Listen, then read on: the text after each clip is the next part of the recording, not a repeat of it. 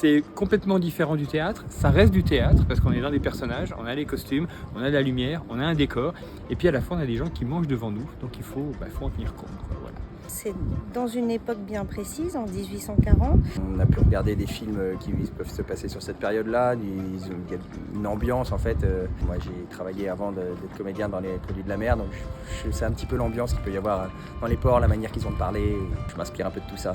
La difficulté, c'est de rester dans son personnage, d'être dans la continuité d'une histoire et de pouvoir interagir avec les gens. C'est intéressant, c'est un challenge en fait. C'est vraiment un challenge parce que il y a une trame, il y a une histoire, mais il faut savoir rebondir, il faut savoir être à l'écoute de l'énergie de la salle. Ça me transporte toujours, moi j'aime beaucoup l'histoire, alors je trouve que c'est assez formidable. Puis en plus dans ce spectacle on parle d'histoire, parce qu'on parle de Monsieur Dumont d'Urville, etc. On parle de la découverte du pôle sud aussi, de la Terre Adélie, donc je trouve que c'est aussi important aussi pour les plus jeunes, voilà, de savoir un petit peu ça. Puis en plus on est quand même à côté des bateaux, du port de La Rochelle, donc c'est pas anodin je dirais.